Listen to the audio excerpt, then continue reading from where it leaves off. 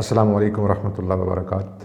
محترم خواتین و حضرات، اگر ہم اپنی زندگی میں ڈسپلن لانا چاہتے ہیں تو سب سے پہلی بات جو ہمیں معلوم کرنی ہے یا جو ہمیں معلوم ہونی چاہیے وہ ہے کہ ہمیں اپنی کمزوریوں اور اپنی طاقتوں سے آگاہ ہونا چاہیے۔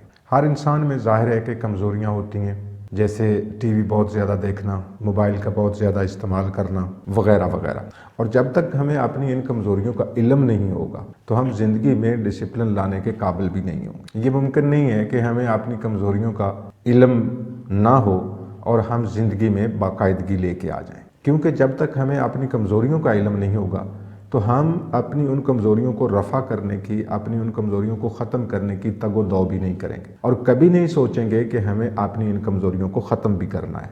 اپنی ذات کی آگاہی کمفرٹ زون سے نکالنے کا ایک بہت اہم ہتھیار ہے، مگر مسلسل فوکس اور ذاتی کوتاہیوں کے ادراک کے ساتھ اپنی خوبیوں اور طاقتوں کو جانیں، لیکن اس سے بھی اہم بات اپنی کوتاہیوں اور اپنی کمزوریوں پر قابو پانا ہے۔ اپنے ارد گرد سے، اپنے ماحول سے وہ تمام ناگوار چیزیں ختم کر دیں، ان کو ہٹا دیں، ان کو دور کر دیں جن کو آپ ختم کر سکتے ہیں، اور جن کو ختم نہیں کر سکتے، جو کچھ کام ایسے بھی ہوتے ہیں کہ جو ہمارے اختیار میں نہیں ہوتے، تو جو آپ کے اختیار میں نہیں ہے اس کو اپنے ذہن سے محو کرنا ہے، اپنے ذہن سے ختم کرنا ہے۔ یاد رکھیں کہ ڈسپلن عادات کا نام ہے، اور عادات ہمارے ارد گرد، ہمارے ماحول اور ہمارے سراؤنڈنگ سے ہی پیدا ہوتی ہیں۔ اس کے بعد ڈسپلن کو قائم کرنے کے لیے یہ کرنا ہے کہ اپنے گولز کا اور اپنے آبجیکٹیوز کا تعین کرنا ہے، اور ساتھ ہی اس بات کا بھی تعین کرنا ہے کہ میں نے اپنے ان آبجیکٹیوز تک پہنچنا کیسے۔ اکثر لوگ اپنے گولز کا، اپنے آبجیکٹیوز کا تعین تو کر لیتے ہیں،